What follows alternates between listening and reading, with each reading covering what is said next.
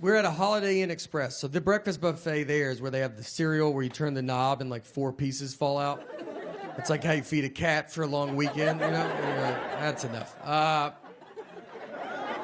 They had batter and syrup. And so you but they had the waffle iron where you make it yourself. So you pour the batter on the waffle iron, you shut it, you turn it over, it locks, it cooks for 2 minutes, you turn it over, you open it, half the waffle comes off, half stays forever. That's how you eat a waffle. So I'm with my buddy of mine that's my age. So we go through, he's in front of me, not really talking or anything, just going through. He gets to it, it's batter and syrup, they're in clear containers. They're not labeled, but they're in clear containers. He gets the syrup and starts pouring it on the waffle iron. And I'm not even stopping him because he's not doing it where he's going, I've never done that. He's doing it where we're probably going to try it after. I mean, he's just like, we're like, dude, I can't wait to see what this guy's making. Like, he might know something that I don't know. He shuts it, turns it over, it cooks. He's like looking at us. We're like, I mean, the whole line's like, yeah, what is that going to be? And it makes black smoke is what it makes. Just, I mean, dark black smoke. Just starts filling the lobby. The manager comes over. He's like, what are you doing? He's like, I guess I poured the wrong one. These are not labeled. And the guy's like, they're in clear containers. Do you not know the difference of batter and syrup? And he's like, I bet it happens all the time. He goes, I've worked here my whole life and I've never seen this. So they threw the waffle iron. They just throw it away. That's what they have to do. Just throw it away. It's over. And now there's no waffle. I mean, we went from all about to get a waffle to it's upside down in a trash can. And then he just turns and looks, and it's just a line of people with that little foam plate. And just everybody's sad. I just hear someone in the back go like, I set my alarm for this. I mean, 2 guys didn't have shoes on. They go, I ran down with no shoes in that elevator. I thought I was going to miss it. Every comic literally loves this guy. He's originally from Nashville. Please give it up for Nate Bargatze, everybody. Nate Bargatze.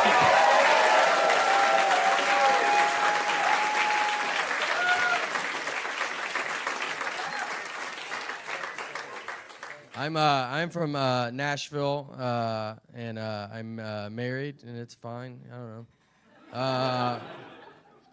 This is what marriage feels like, what it feels like in here right now. Just one person talking, the other's like, I'm going to get out of here.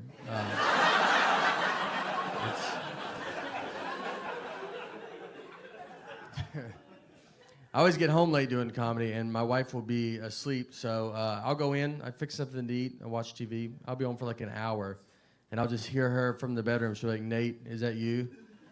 It's like, you better hope to God it's me. You have let some murderer get quite comfortable in this house. He's eating, you know?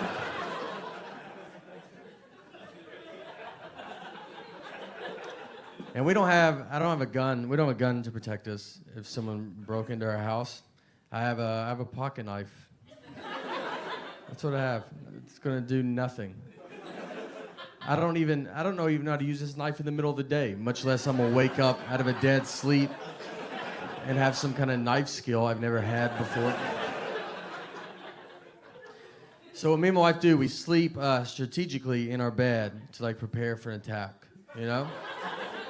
So like I'm here, like she's closest to the door, but it's I don't know. It's fine. Look, she doesn't even know there's a strategy. So it's the plan is like the guy would come in, right, and she's gonna lunge at him. She'll lunge, and she'll probably be like, it felt like I got pushed, and be like, well, you don't know what lunging means. And she'll lunge. She'll put up a good fight, you know? At least a good enough fight that I can be practicing with my knife on my side. That's all I want. Little...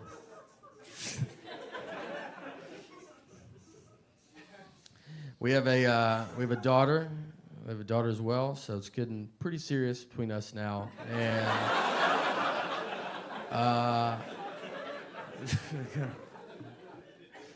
It's our first kid. I don't know if it'd get too late in life. Sometimes I think so. Like, because if you ever ask someone that has kids and their kids are grown and moved out, and you're like, when's the best time of your life?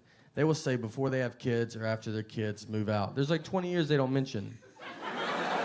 And that's when kids were in their house, you know?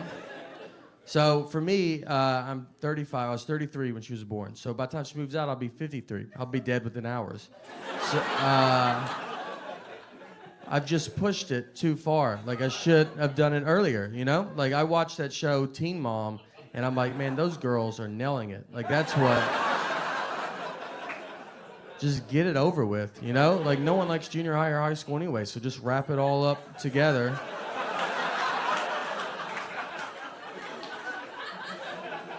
If I had my daughter at 13, she'd be already moved out. Right now, she'd be gone.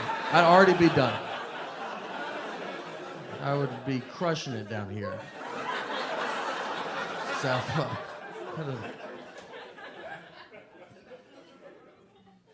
we took her to Disney World, and she's 2, and so when I took her, like my stupid buddies that don't have kids, they're just like, why are you even taking her? It's not like she's going to remember it, you know? You're just like wasting money. And I was like, I don't know, it's fun to see her get excited. I don't know, you know? I mean, should I just lock her in a closet and be like, do you remember yesterday? No, well, until you start remembering things. I'm not going to waste any money on you, you know?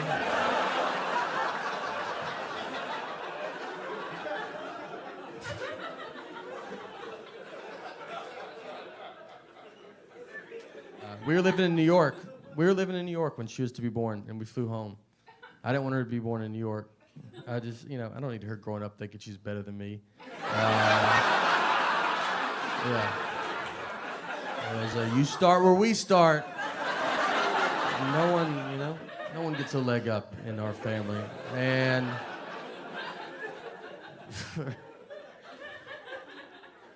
when I first moved to New York, I was there 3 months from Nashville, Tennessee. And I remember one night we would do comedy, then we'd always go eat at like a diner really late. And one night I'm sitting, we go to this diner, I'm sitting in the back, and this guy walks in with his CNI dog, but he's like pretending to be blind. Like he's not, like I'm really good at telling when people are fake blind. And I was like, this guy's not blind, you know? He walked in, he made a big announcement to it. He's like, hey, I'm blind, everybody, I'm blind. And then he started just knocking everything off everybody's table. Like, oh, I wish I could see what's going on, but I can't because I'm blind. And he had a CNI dog, but he was leading the dog around the whole time. The dog never got in front of him, and I was like, it doesn't work like that, you know? Like, I don't think the dog builds confidence and is like, why don't you do some of these on your own? I just want to see, you know, if you get it, like, So I'm watching all this happen. I'm getting pretty upset about it, you know, because I just moved to the north from the south, so I still cared about people. And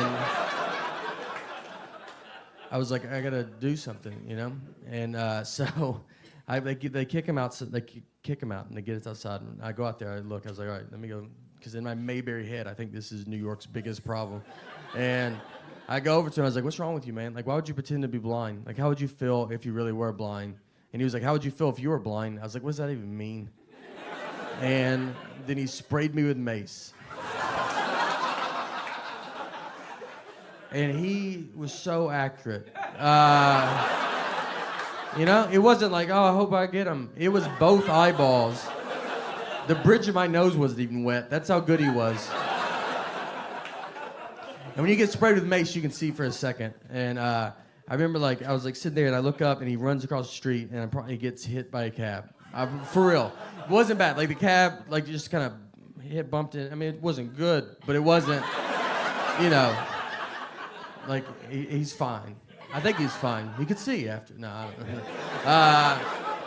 But he falls into the sidewalk. But I remember, like, thinking, I was like, I saw that cab. Like, he definitely should have seen it, you know? So it was like, all right, I mean, odds are he's probably blind, you know? Maybe it's his first day or something. I don't know. Like, maybe he's going through a lot. And I should have just backed up. Everybody asked, too. They're like, oh, was it, they would one another, like, would you get sprayed with pepper spray or mace? And it's like, I don't know what it was. What kind of life are you living if you could tell the difference? If I knew, it was something. I don't know. Could have been hairspray. I don't know. What do you... He had big hairspray that he carried with him. Yeah. I love doing comedy, though. It's fun, and I do it. My dad is an entertainer as well. He's a magician. Really is. He does it, you know. He does. Well, he's also started as a clown too. Like I don't want to come off like I come from some rich magic family, and you know I'm better than you guys. He paid his dues, his clown dues, and he went through the system. That's this. It goes. There's 2 steps. It goes clown, magician, and that's it. You can also just go straight to magician, but it depends if you want to be respected or not. And so. I'll tell people too. I'm like, oh, my dad was a clown. They're like, oh, I hate clowns. And it's like, hey, remember that time I just said my dad was a clown? I just said that.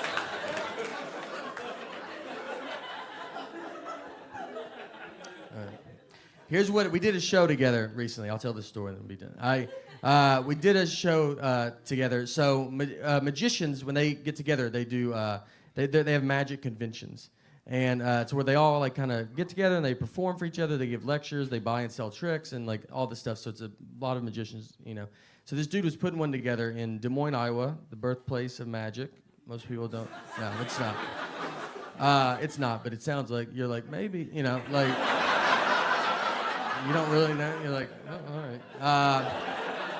So this guy is putting it together. He's having my dad perform. So he calls me and he's like, hey.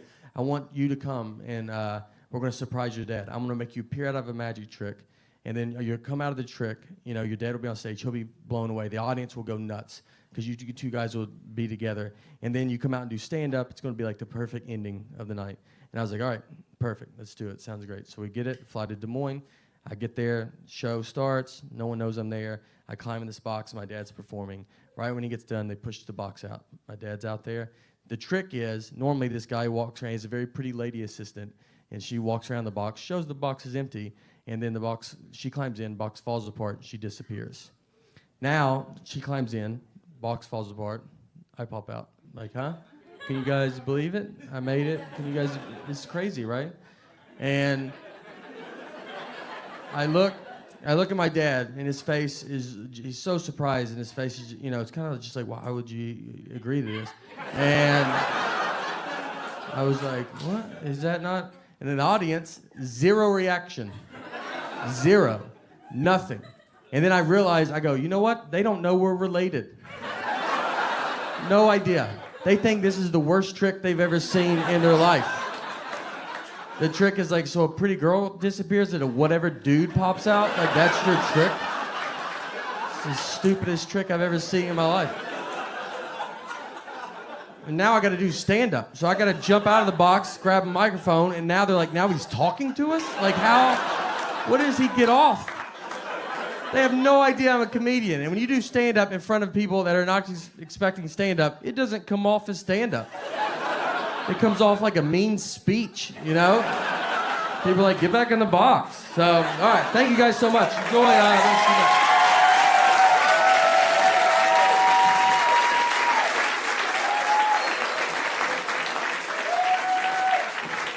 Give it up for Nate Bargatze, everybody. I've had 3 concussions in my life, and none of them because of sports. Just living life, man, you know?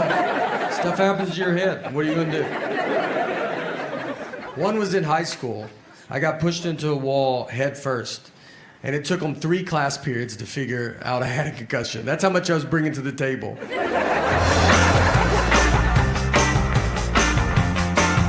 My dad is a magician. He's done that my entire life. He was a clown at the very beginning, just in case you're like, how do you get into something like that? It goes clown then magic. There's 2 steps. You can take them in either order.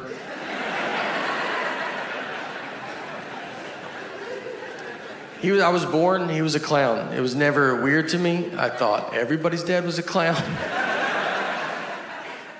My first memory of my life is I was 5 years old, and I remember my mom walked me out to the front yard, and my dad pulled up with this old red Mazda. He's dressed as a clown. That doesn't even faze me.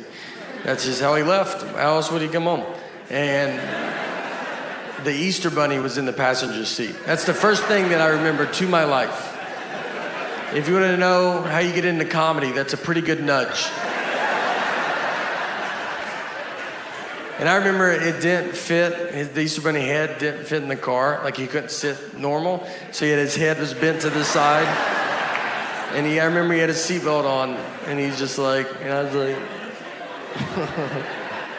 I like to think about all the other people that saw that just in the car next to him, just at a red light. You're like, I didn't even know they hung out like that.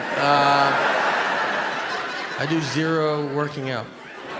Not even, I mean, it's not like you're like, whoa, wow. Like it's like, yeah, we figured that.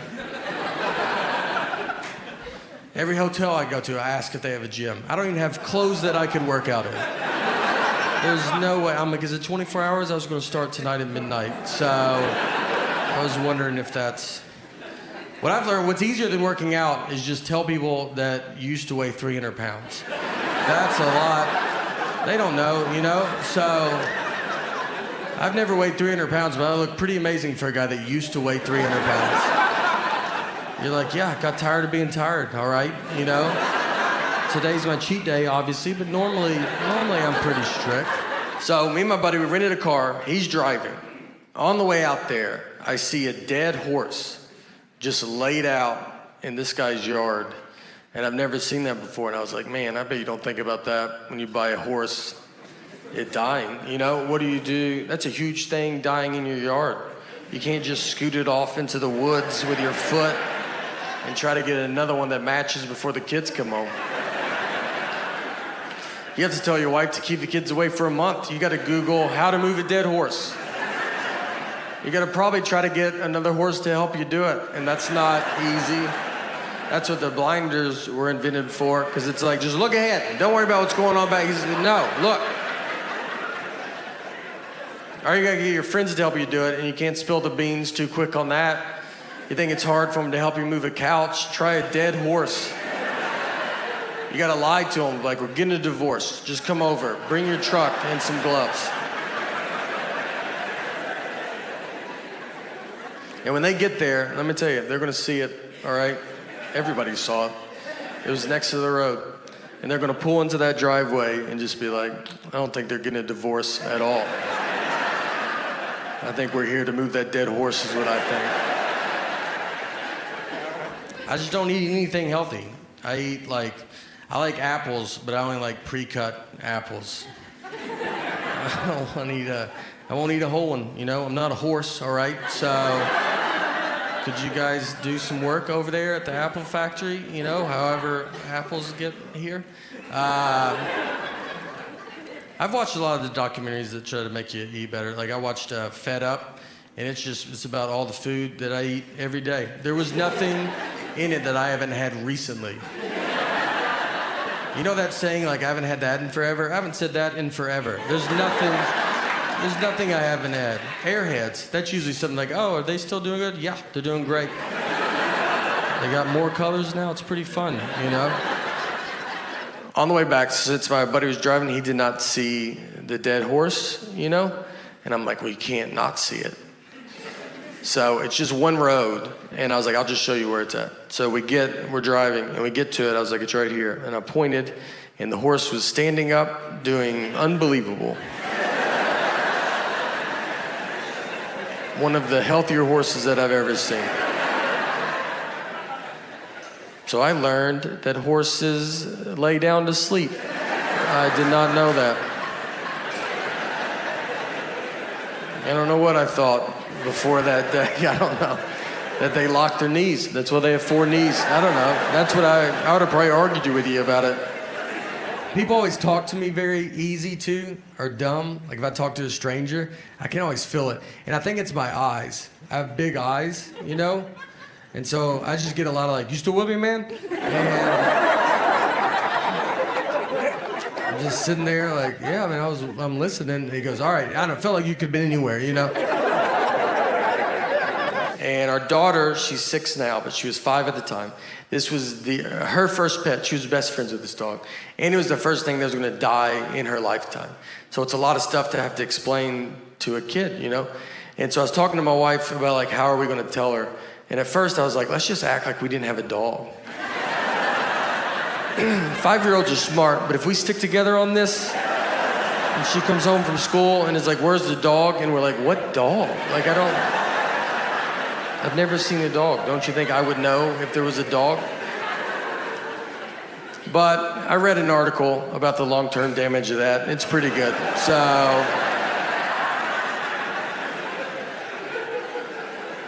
I was just honest with her. And I set her down. I said, look, Annie's very sick and she's older and she's going to die soon. This happens, so just love her as much as you can right now.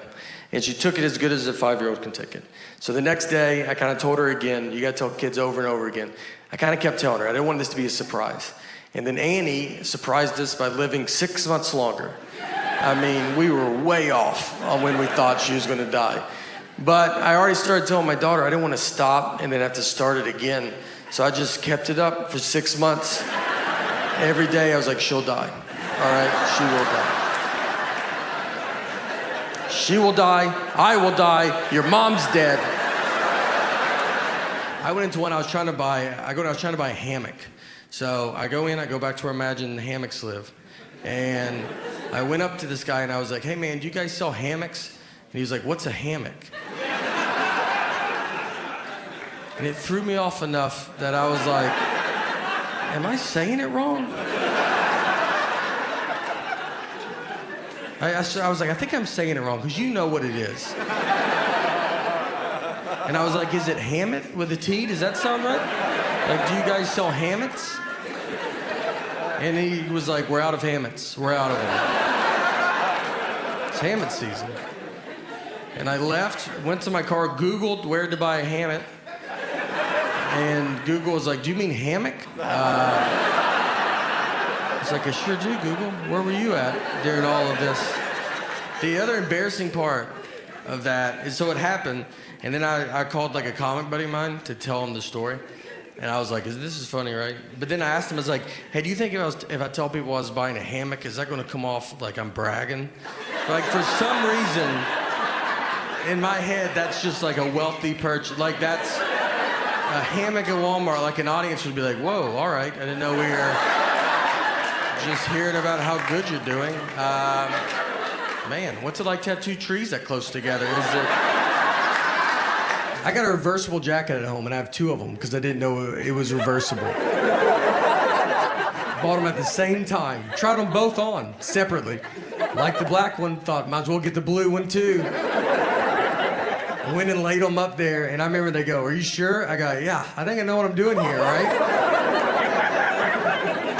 So I go into a Starbucks, and I get to the front, and I was like, I'll take an iced coffee with cream. She goes, with cream? I go with cream. And then she goes, iced coffee with cream? I go, iced coffee with cream. She goes, with cream? I go with cream. And she said it one more time. She said, so iced coffee with cream? And at that point, I should have said, what's going on right now?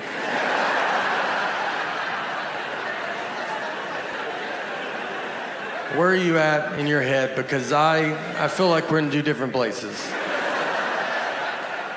But I was nervous, and there was people behind me, and I was like, cream or no cream? Honestly, I'll give you $20 if you let me leave right now. I cannot, this is the most I can talk about this. I don't even know what's happening anymore. So I paid, I go stand in line, you know, where you gotta wait for your drink. There's like 5 of us waiting for our drinks. So she puts the iced coffee up there first, no cream, and I was like, whatever. I'll just do it myself, you know? Like, I don't like doing it myself, but I was like, all right, I'll just do it. So before I could get it, she's walked back with a can of whipped cream, and she's shaking it. And I'm just looking at it, like, thinking that's someone else's. I'm like, someone's getting whipped cream. That's fun.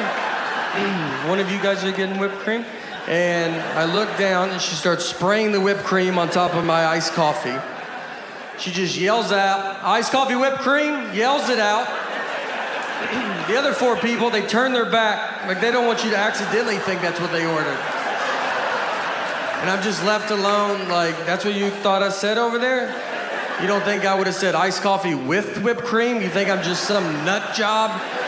It's like, I've had too many problems in this Starbucks, so I'm only going to use the words that I want and no other words. Iced coffee, whipped cream cup. And they didn't have a top for it, so whipped cream, it doesn't sink and become less embarrassing. It moves. It's like a buoy in an ocean that everybody sees. And I'm just walking through the crowd like, this is my favorite drink. I don't know if you guys drink this at all.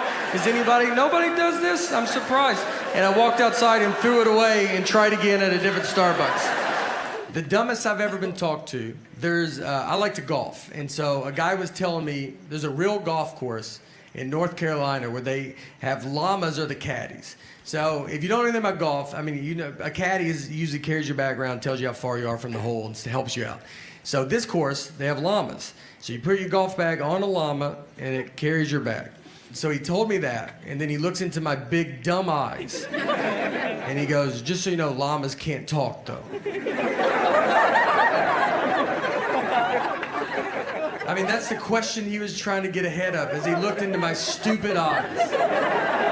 Like, he's like, I'm gonna say it so that guy doesn't have to say it. The best wedding I've ever been to was my cousin's wedding. It was a real redneck affair. It was right outside Louisville, Kentucky, where my parents are from. And my cousin's name is Tuesday, which is a good start. The invitation said, Tuesday's getting married, rehearsals Friday, wedding Saturday. People were like, we gotta be there Monday for this wedding? How long is this wedding? It's a week? We get there, I'm wearing a button-down shirt, khaki pants, nothing crazy. I'm wildly overdressed. I look like I work there. Everybody else just has a football or basketball jersey on. My uncle, his daughter's getting married. He has his tuxedo jacket, pants, cummerbund, bow tie, no shirt. They forgot his shirt, and instead of waiting to go get it, he was like, let's do it without it, right? Like, that's... And he doesn't have a body that's like, that's cool, man. You know, he has a body that you're like, put your jacket on backwards, flip it around. Yeah. And then you see his back, and you're like, whew, all right, go back the regular way. Yeah, that's my fault. How's your back worse than your front? We go into the church. It's bride and groom. Looks like it's home and away. That's how many jerseys are in there. Guys are drinking beers in the church. Like, that's something I've never heard a pastor be like, guys, could we not drink alcohol in the church? And they're like, oh, didn't know this was the nice part of town. All right. The reception is next door, just at a lady's house, like in her backyard. Like, she doesn't do, it isn't like she's like, and I do receptions all the time. We were her one and only reception. So we walk over. They took a horse and buggy. The horse was the oldest horse I've ever seen. I thought it was a donkey. I thought they got a deal on a donkey. And the guy was like, this horse was in the Kentucky Derby. Like, the first one that they did? Is that Secretariat's father? How old is this horse? I travel all the time. And if I fly Delta, if I buy a ticket through Delta's system, my name in their system is Nathan. And on my license, my name is Nathaniel. I do not remember making this decision. It's a big deal. You can't just change it. I've tried. I've asked Delta if they could change it, and they're like, we can't change it. And you're like, then I don't know. I don't know where we go from here, you know? If you can't do it, who can do it? I mean, is that why people call senators? Do they do it? I don't know.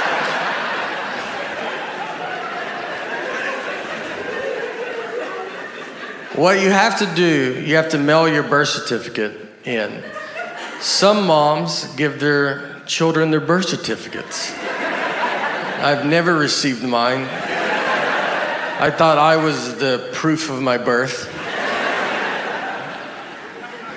So, I will never go through that process to get my name changed, so I just deal with it. And it gets brought up. Once I was checking a bag, and the guy by the counter, he sees my ticket says Nathan, the license says Nathaniel, and he was like, this is not good. He goes, these names don't match. And I was like, but they match, right? Like, You can see the leap that we took to get from one to the other.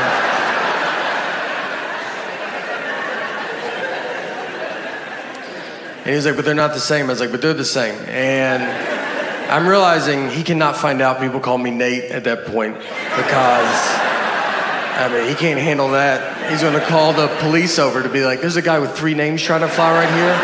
If you guys want to just shoot him from over there or something. So I was like, what do you want me to do? And he goes, you should go home. That's all I got. It's like, I can't believe you've made it this far. I was like, let me just try it, you know? Shouldn't I try it? I said, look, I'll give you that those names don't match. But what I think is gonna help a ton is the picture on the ID. Something that I've always loved that they did. And I think with 70% of that name matching and 100% face, it's 170%. I think I'll get through it. All right. So my wife and I, we met at Applebee's. And before I ever started comedy, I was a host and she was a server. And someone asked her recently, they said, hey, do you think, did you ever imagine when you started dating that your lives would become all that it's become? And she said, well, when I met him, he was a host and I didn't think he was smart enough to be a server. So, yeah, we've got a little bit farther than I expected, you know? I told her I want to be a server one day, and she's like, you keep dreaming that dream, all right? I think if you try hard, you can get that menu memorized. Me and my wife, I'm the dreamer of our group. You know, I feel like in a marriage, you have one of you is a dreamer. You know, money's not real. Let's have fun. Let's go do fun stuff as much as we can. And the other person hates fun. And that's how you make a marriage. You can't have 2 dreamers. You're going to be homeless in an hour.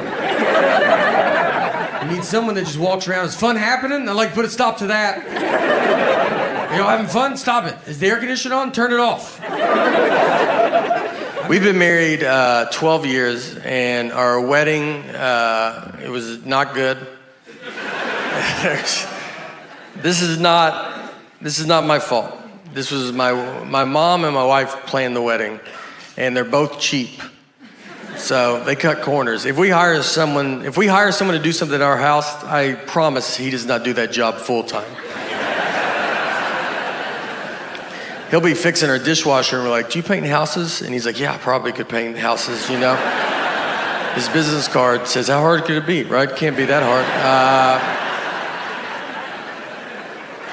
We got married on Friday the 13th. Got a pretty sweet deal on that. They were wide open. We were like, what times are available? They go, every one of them, all 24. You can call us that day if you want. Her brother married us. That was free. The photographer was just a buddy of ours that had he just bought a new camera. So we were like, you didn't do our wedding? Never done anything professionally, and it showed. His camera stopped working during it, and he started taking stuff out of it. Like, that would be the problem. It's like, yeah, you know what? I bet they put too much stuff inside of it when they built it. You should yank some of those wires. That's not supposed to be in there like that. Our DJ was awful, and that's because we got my mom to hire the DJ. I don't know who thinks to ask someone in their 50s for DJ recommendations. No one ever is like, Mom, are you in with the local DJ scene by any chance?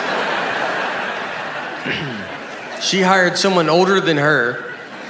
He just had CDs, and this was when computers were doing real good.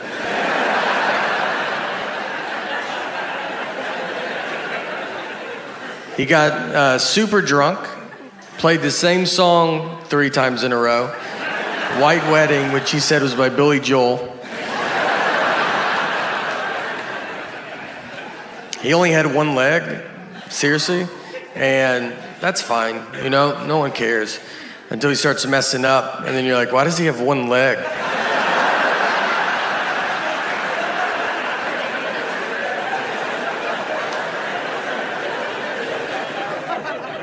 God forbid I go to a store she has a coupon for. I mean, I'll be walking into the parking lot, just get a call, don't buy anything, I have a coupon. I'm like, do you think I'm gonna come home and get that coupon? Is that what you think's about to happen? I'm gonna try to pay more now that you called. I don't even know if Target allows that, but I'm gonna try to negotiate up on this toothpaste. You better hope they don't ask me to round up. I'm rounding up. I hate coupons so much, and she's addicted to them. She will not let me leave. Like, I got a coupon. I'm like, I just feel so stupid. I'm buying deodorant, and I'm like, I don't have all the money, but I'm almost there. But I do have this coupon. One day, I hope to be able to pay full price. We are saving up as much as we can. Marriage fights are great because they're all very dumb. I would say 90% of them are dumb. 10% the cops show up. But we got in a fight once over chocolate milk. We didn't talk for 24 hours. What happened is I brought chocolate milk home, and she was like, why did you bring it home? And I was like, you're supposed to drink it after you work out. And she was like, that's not true. And I was like, well, there's a commercial on TV. They probably looked into it more than you did. So I decided to listen to them. And she said, that's just the milk people pushing chocolate milk. And I was like, you don't even know what that statement means. You don't know if there's milk people. And I think chocolate milk's doing fine. I don't think they're sitting on barrels of it. And they're like, we got to make up a lie. We got to get rid of this chocolate milk.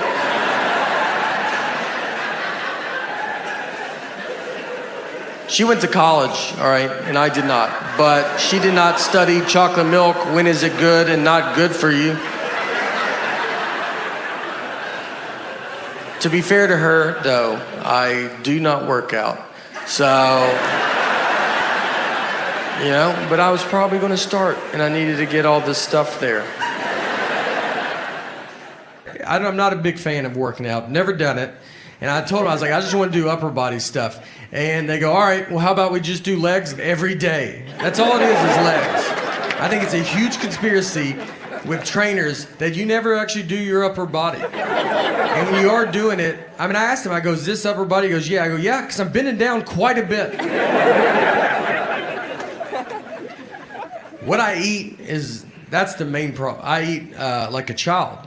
It's not good. He goes, let's go through like what you had for breakfast, or your whole day of eating. He goes, let's go through yesterday.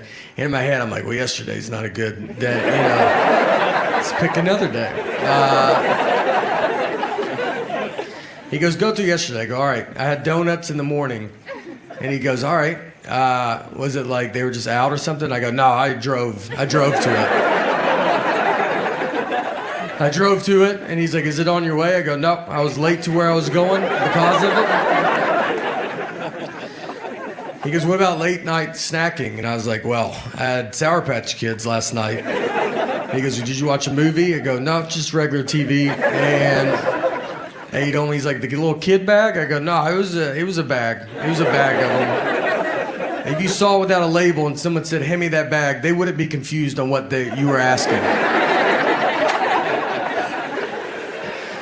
It's the silent treatment. The silent treatment is, it's a very common thing. Everybody knows what it is. I think women are just born knowing it. I don't think you're taught it. I don't think it's like, my mom did it and her mom. It's an instinct that's in us all, that we all just know. Here's what made me think of that. I rewatched the movie Sixth Sense. And I'm not trying to do a Sixth Sense joke. This is a 20-year-old movie. I also have to spoil it, but it's 20 years old. So if you don't know by now, I don't know what to tell you, you know? And don't be like, we're going to watch it tonight. We're going to go to Blockbuster on the way home and...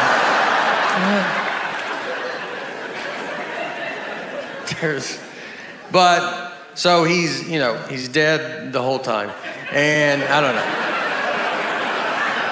That's, if you haven't seen it, it's a pretty big part of it. But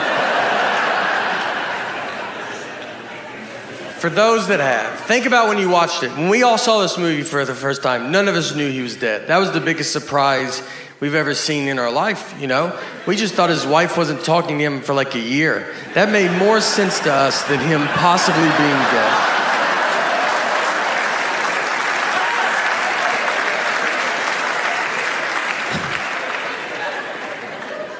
And I was like, when I watched it, I was like, what do they show him dying? Yeah. That guy shoots him with a gun. That's how the movie starts. That's how obvious they're like, hey, he's dead. And we still watched it for 2 hours, just like, I know what this guy's going through, you know? This is a movie about marriage and how hard marriage is. Yeah. Even if you get shot, it's your fault.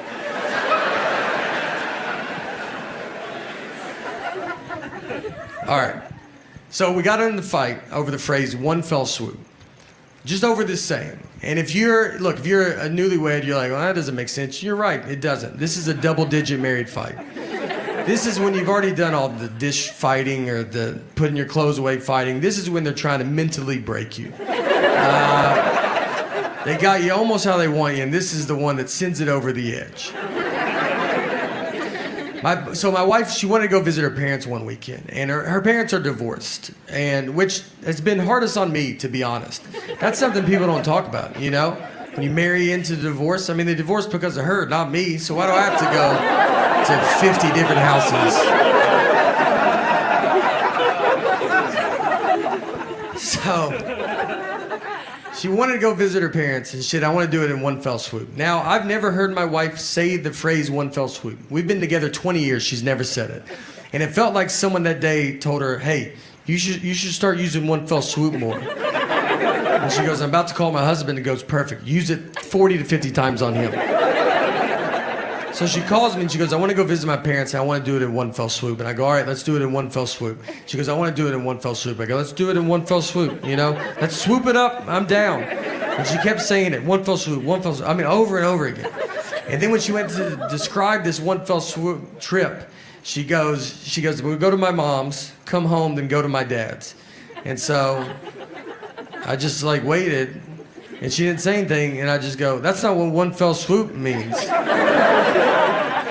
And instead of possibly just being wrong, she goes, I know what one fell swoop means. I go, yeah, it doesn't sound like you do, all right? And we have the same last name. I can't have you out there in a one fell swoop conversation. What do you think two birds, one stone mean? Let's just go through them all. I don't know if you know any of these. She hangs up on me. So I get home, and you know when you walk home and you've been in a fight, and you're like, all right, how long is this fight? Is it happening still? Is it over? I don't know. I got to fill it out, you know? She never uses words like sorry. I'd love to hear that. Now, that's a word she definitely doesn't know what it means. And I say it all the time. I walk around the house with just a sack of sorries, just handing them out all day. I try to give her some, like, would you like to carry some of these? She's like, I don't have pockets, so I'm good. We didn't talk that whole night. I mean, we're just sitting there, our daughters, like, we're watching TV, eating, and I'm like, hey, you know your mom's crazy, right? And she's like, did you do your homework, or you don't want to be dumb like your dad? And then your daughter's just like, are y'all lunatics? So I'm laying on the couch, and my wife just came over, and she kisses me goodnight, and then she went to bed. And that was it, you know? That was like, I felt like it was her sorry, I guess. But she didn't say it. And so I was like laid there and I'm just thinking about it. And you think about it a lot because you're like, all right, because you learn the longer you get married, sometimes it's like, just let stuff go. You know, who cares? And the next morning I get up and I kind of still wanted to talk about it because we didn't talk all night, you know? So I went into her, I was like, look, I got to tell you, I mean, it's just not what it means, you know? And that got it going real good. But I felt so good about this argument, you know? I thought about it all night. I was like, you got this one in the bag, man. You should bring it back up. I'm not trying to date her anymore. I like to win a fight. We're gonna die together. I almost woke her up in her sleep. That's how much I was so excited. I almost just started shaking her going, it's not what it means. Our marriage almost ended in one fell swoop. So, my wife will tell me that she always says that I don't like the way she talks. And it's not her voice. I like the sound of her voice. That'd be a big problem, I think, if it was like, it's your voice. I just hate it. It's the information that she chooses to tell me at times. We took a trip to Florida, to Fort Lauderdale. And her and our daughter are flying from Nashville, where we live. And I'm flying from Detroit. We're meeting at Fort Lauderdale's airport. I have to find them when they land. So I called her because I was about to take off. And I was like, all right, what time do you guys leave? She goes, noon. And it was 11:30 and they're still at home. I was like, Laura, I don't know if you even know what an airport is. But if that plane was in our driveway, I don't think you could make it.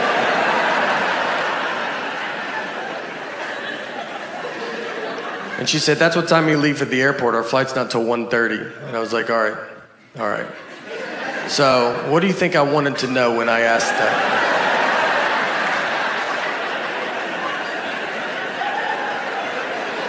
Is that what you thought the best time you could give me was a time that means nothing to nobody? What time did you go to bed last night? Just tell me that, and I'll just look up all the planes that land in Florida, and I'll guess which one I think you're on. She said, I'm sorry I don't talk the way you want me to talk. I'm like, I want you to talk like a regular person, all right? Like you've been around people before, you know? We didn't talk in Florida, I'll tell you that.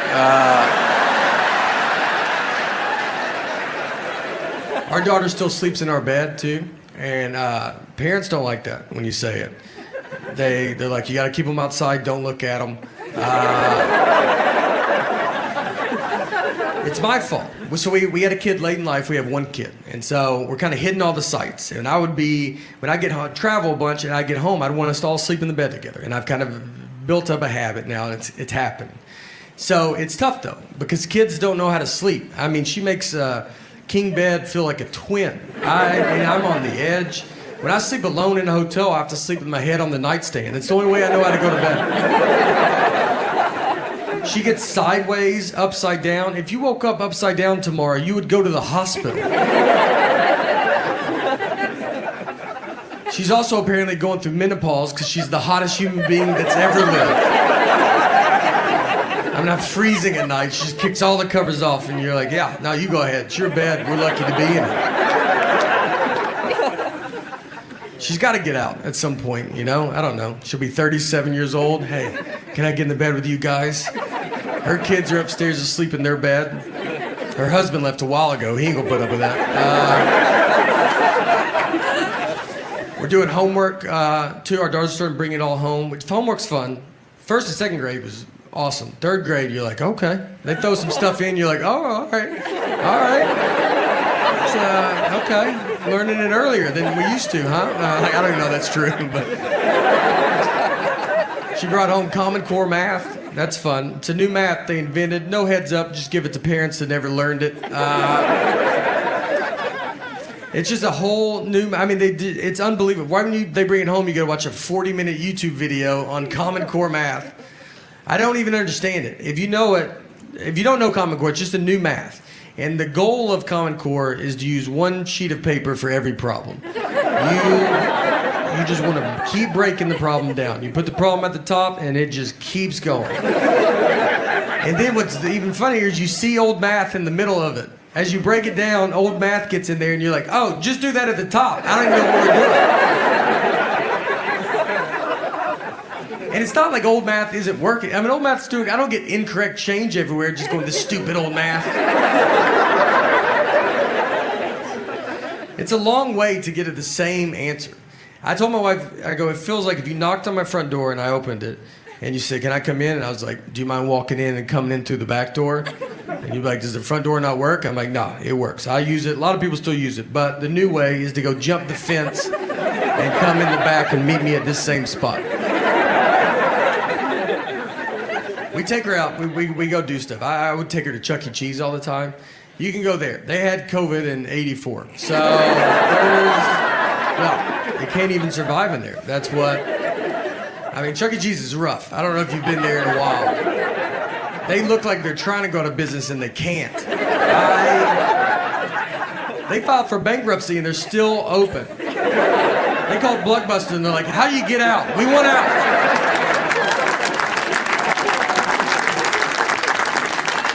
They're updating nothing. That Chucky van is just robotic. I mean, the drummer doesn't even turn on. It just sits like that the whole time. They sell booze to parents now. They just give them buckets of Bud Light. They're drunk in a booth at 9 a.m. And someone drives those kids home. I don't see a bunch of Ubers and Lyfts showing up. There was a Chuck E. Cheese that got caught. If people didn't eat all their pizza, they would just put it back out on the buffet. And that would shut down any normal business. And with Chuck E. Cheese, they have thrived.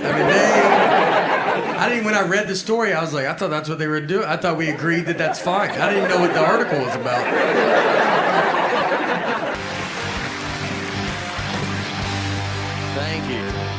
Thank you, everybody. That was unbelievable. I don't know. I get to travel a bunch. I've been to like a bunch of different countries. I don't know where any of them are, or even where. I didn't learn about countries in school, so I just learned about Tennessee, and then I was told about the states that touched us in case they attacked, and that was basically it. I just went to Honduras. We did a USO tour for the troops in Honduras. That's where it's going down next, and. Yeah, they told me. They haven't even told America yet, but it's fine. I went there. I go to the airport, and I told the guy, I was like, hey, I'm going to Honduras. And the guy was like, what city? And I was like, I'm just learning right now that's not the name of the city. So, just wherever people are going, probably. I didn't know you were gonna grill me about it. We land in Honduras, the guy picks us up. He's driving us to the army base. And then, so when we get out there, he's like giving us a rundown of like everything. And so when he was like, all right, there's a couple things you gotta look out for. There's a lot of snakes, a lot of venomous snakes. So he's like, when you walk around, just keep an eye out for snakes. But if you do get bit by a snake, the best thing to do is just go ahead and just catch the snake and then bring it with you so then we know like what snake bit you. And I was like, I'm pretty positive, like that's not what you're supposed to do. I've never seen that on Animal Planet or something, like just catch a snake. I've never caught a snake in my life, and then when I get bit, I gotta get it together and catch a snake for the first time. I was like, it's not gonna go good, dude. He's gonna keep biting me. That's all that's gonna happen. And he was like, it doesn't matter, you've already been bit. And I was like, do you even know what a snake is? It completely matters. There's a huge difference between one bite and probably 30 bites, which is what we will be at if I try to catch this snake. Who told you this, the snake? Is that who told you to tell me this? Whose side are you on? I watch a lot of animal stuff, like I keep in, you know. I watched a thing on, this was on 60 Minutes. They did an undercover like reporting about tigers. Like you can buy tigers. Like if you may want a tiger, I can give you a lead with a guy that will sell you a tiger. And my favorite part though, they asked him, they were like, hey, do you think it's too easy to buy a tiger in this country? And the guy was like, yeah, it's like way too easy. And that was my favorite part, you know? That's why America's the best, all right? Well, where else can you go? I didn't even know you could buy tigers. I didn't even know that. I would have been embarrassed to ask. And then 1 second later, I'm like, I don't really have to jump through hoops if I do want to buy a tiger. It's not an all-day thing. It's like an hour. I'll be right back with our tiger. And the big thing, everyone wants to get rid of guns, you know? But what makes me nervous about taking guns away from people is because those are the exact same people that will buy tigers. And I think that's going to be a much bigger problem, all right? I think you'll probably be like, look, here's your gun back. And they'll be like, no, I'm good. My tiger is way better than my gun. My gun missed all the time. My tiger rarely misses.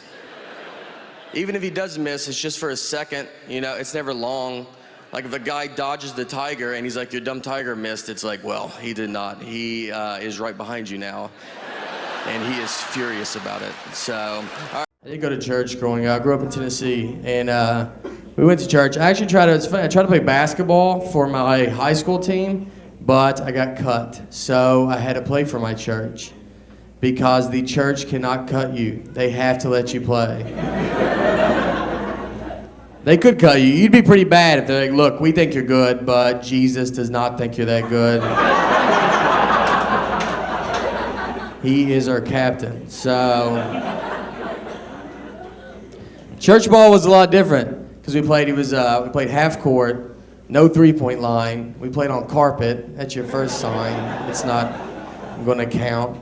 And they didn't even give us a basketball. We didn't have a basketball. We would just stand there and play on honesty.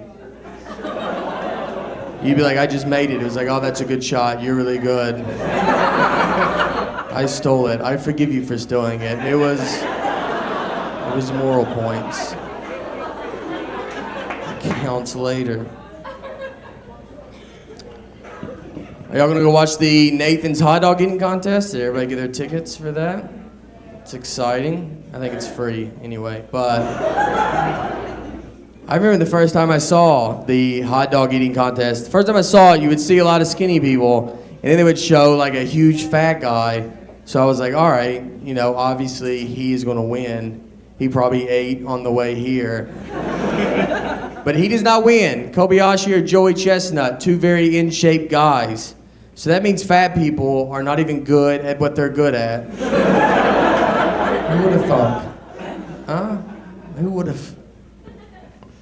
I'm married, and that is whatever, but you do it. You know what marriage is like? Marriage is like, you ever go to a concert and you see a mosh pit, and you're like, you know what, I'm gonna go get in that mosh pit. But then once you get in it, you're like, I do not want to be in this mosh pit. At all. I am gonna leave and go get some beer, then the mosh pit's like, hey, you drank last night. You're like, all right, mosh pit, why don't you get off my back and let me live my life. I remember I would fall out of a bunk bed. I slept in a bunk bed. I was on the top bunk, and I would get over a railing and just fall 6 feet to the ground and just land. I mean, you don't catch yourself. It's just whatever hits first. All your body weight just lands on your head. I got a full-blown concussion. I'm crying. My parents are like, just go back to a deep sleep for 7 hours. I've had 3 concussions in my life, and none of them because of sports. Just living life, man, you know? Stuff happens to your head. What are you gonna do? One was in high school. I got pushed into a wall head first, and it took them 3 class periods to figure out I had a concussion. That's how much I was bringing to the table. I mean, 2 teachers didn't even notice, and the third one was like, he wasn't facing forward, and that's when I realized